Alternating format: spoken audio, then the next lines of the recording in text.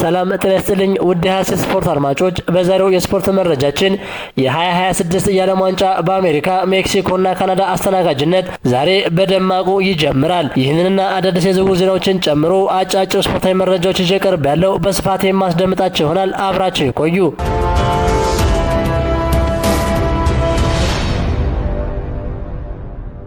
ለመጀመሪያ ጊዜ በሶስት ሀገራት አስተናጋጅነት የሚደረገው ተወዳጁ የ2026 የዓለም ዋንጫ ዛሬ ጅማሮን ሲያደርግ 1248 ተጫዋቾች 48 ሀገራትን ወክለው ውድድር የሚያደርጉ ሲሆን ውድድሩ ላይ ከሚሳተፉ ተጫዋቾች መካከል አብዛኞቹ ደግሞ አውሮፓ ውስጥ ካሉ ሊጎች የተመረጡ ናቸው። የእንግሊዝ ፕሪሚየር ሊግ 154 ተጫዋቾችን በማስመረጥ በመሪነት ሲቀመጥ፣ የጀርመን ቡንደስሊጋ 94 ተጫዋቾችን በማስመረጥ ሁለተኛ ደረጃ ላይ ተቀምጧል። የፈረንሳይ ሊግ 78፣ የስፔን ላሊጋ 74፣ የጣሊያን ሴሪያ 66፣ የሳውዲ ፕሮ ሊግ 48፣ የቱርክ ሱፐር ሊግ 42፣ ሜጀር ሊግ ሶከር 38፣ የእንግሊዝ ሻምፒዮንሺፕ 37፣ ኤር ዲቪዚዮን 30 ተጫዋቾችን በማስመረጥ ከ3ኛ እስከ 10ኛ ያሉትን ደረጃዎች ይዘዋል። በክለብ ደረጃ ደግሞ ማንቸስተር ሲቲ 19 ተጫዋቾችን በማስመረጥ ቀዳሚው ስፍራ ሲይዝ፣ የቡንደስሊጋው ተወካይ ባየር ሙኒክ 18 ተጫዋቾችን በማስመረጥ ሁለተኛ ደረጃ ላይ ተቀምጧል። የአውሮፓ ቻምፒየንስ ሊግ የፍጻሜ ተፋላሚዎቹ አርሰናልና ፓሪስ ሰን ጀርመን 16 ተጫዋቾችን በማስመረጥ ተከታዩን ደረጃ ይዘዋል። ዋንጫውን ማን ያሳካ ይሆን? በውድድር ውስጥ ማን ደምቆ ይታይ ይሆን? የትኛው ተጫዋች ብቃቱን ለዓለም አሳይቶ ራሱ ከፍ ወዳለ ደረጃ ያሻግር ይሆን? ሁሉንም የጨዋታ ውጤቶች በአማረና በተዋበ አቀራረብ ከኛ ጋር በሀሲስ ስፖርት መከታተል ይችላሉ።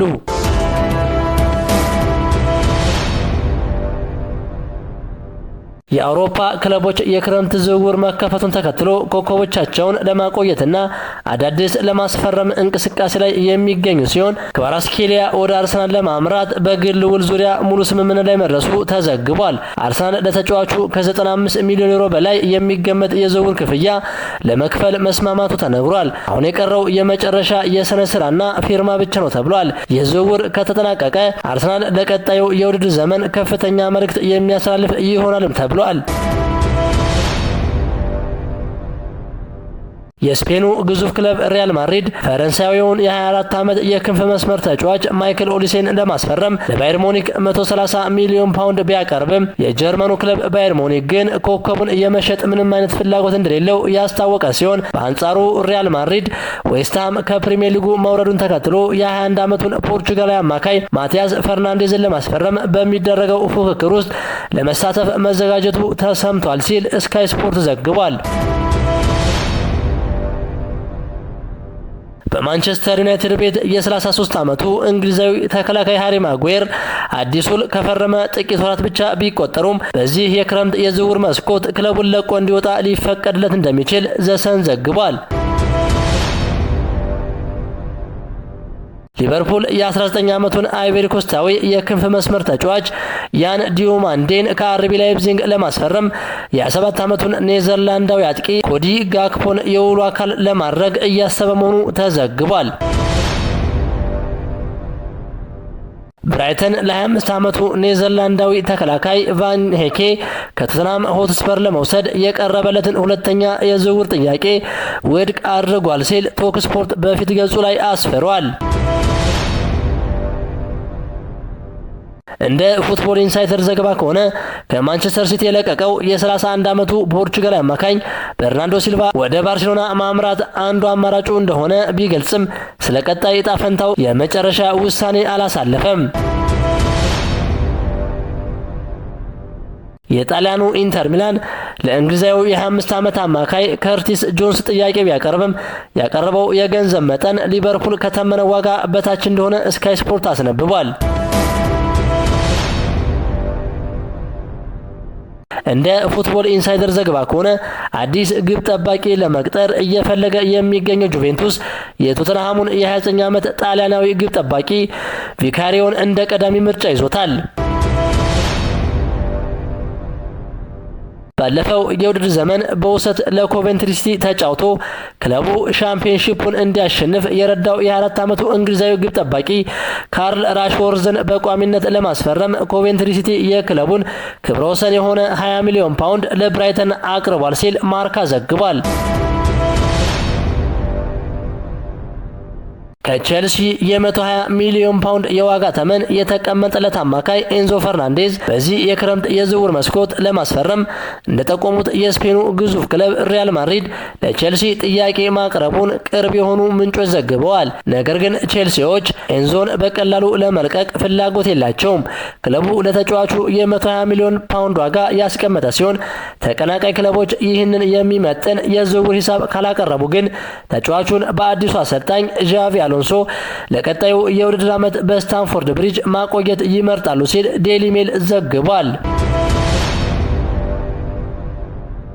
ማንቸስተር ዩናይትድ ማቲያስ ፈርናንዴዝን በ60 ሚሊዮን ፓውንድ ለማስፈረም ከዌስትሃም ጋር መስማማቱ ተዘግቧል። የኦልትራፎርድ የዝውውር አውሎ ንፋስ በከፍተኛ ፍጥነት እየቀጠለ ነው። አሁን በወጡ እጅግ ትኩስ መረጃዎች መሰረት ማንቸስተር ዩናይትድ የ21 ዓመቱን ፖርቹጋላዊ ድንቅ የመሃል ሜዳ ኮከብ ማቲያስ ፈርናንዴዝን በ60 ሚሊዮን ፓውንድ አካባቢ በሚገመት ሂሳብ ለማስፈረም ሙሉ ስምምነት ላይ ደርሷል።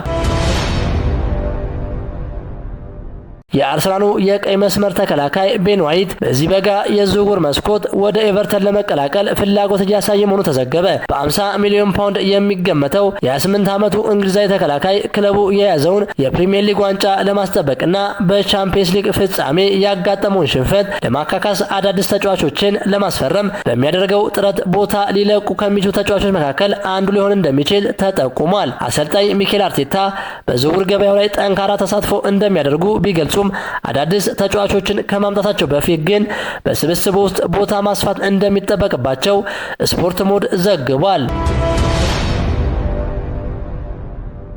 አሌክሳንደር ስሎዝ ጁቬንቱስን ለመቀላቀል መስማማቱ ተሰምቷል። የአትሌቲኮ ማድሪድ አጥቂ አሌክሳንደር ስሎዝ የወደፊት ቆይታውን በተመለከተ በጣሊያን መገናኛ ብዙሃን መካከል የተለያዩ ዘገባዎች እየወጡ የሚገኙ ሲሆን ጁቬንቱስ የአጥቂ መስመሩን ለማጠናከር ከተጫዋቹ ጋር ከስምምነት ላይ መድረሱ ተዘግቧል። የጣሊያኑ ዴሎ ስፖርት ጋዜጣ እንደዘገበው ጁቬንቱስ ከተጫዋቹ ወኪሎች ጋር በግል ጥቅማ ጥቅሞች ዙሪያ የመጀመሪያ ደረጃ ስምምነት ላይ የደረሰ ሲሆን ይህም ተጫዋቹ በአሁኑ ወቅት በአትሌቲኮ ማድሪድ ከሚያገኘው የ3 ሚሊዮን ዩሮ ዓመታዊ ደሞዝ ከፍ ያለና በዓመት 4 ሚሊዮን ዩሮ የሚከፈለውን ውል ያካተተ ነው። ሆኖም ግን ዝውውሩን ከአትሌቲኮ ማድሪድ ጋር አጣናቆ ለመጨረስ አሁንም ድረስ ነገሮች ውስብስብ መሆናቸውን ዘገባዎች ያመለክታሉ። ምክንያቱም የስፔኑ ክለብ ተጫዋቹን ለመሸጥ እስካሁን ቁርጥ ውሳኔ ላይ ያልደረሰ ሲሆን በሶርሎዝ ዙሪያ ከአንድ በላይ ፈላጊ ክለቦች መኖራቸው ክለቡን እንዲያመነታ አድርጎታል። ላጋዜጣ ዴሎ ስፖርት በበኩሉ እንዳስነበበው ጁቬንቱስ ብቻ ሳይሆን በርካታ የእንግሊዝ ፕሪሚየር ሊግ ክለቦችም የተጫዋቹን ሁኔታ በቅርብ እየተከታተሉ ይገኛሉ። አትሌቲኮ ማድሪድም የመጨረሻ ውሳኔ ከመስጠቱ በፊት ጊዜ ለመውሰድ ማሰቡ ተገልጿል። የክለቡ አመራሮች ውሳኔውን እስከ ዓለም ዋንጫው ማጠቃለያ ድረስ ለማራዘም ዝንባሌ ያላቸው ሲሆን ይህም ተጫዋቹ በውድድሩ ላይ የሚያሳየው ድንቅ ብቃት የገበያ ዋጋውን ይበልጥ ከፍ ያደርገዋል ከሚል እምነት የመነጨ ነው።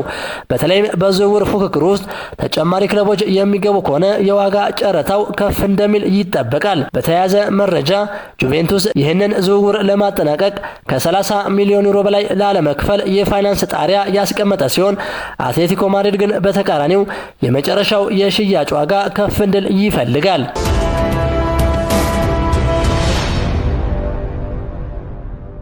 ክቡራን የሐሴ ስፖርት አድማጮች የዛሬው የስፖርት መረጃችን ይህን ይመስል ነበር። ሐሳባችሁን በኮሜንት አጋሩኝ። ለሌሎችም እንዲደርስ ሼር አድርጉት። ቸር ተመኘን።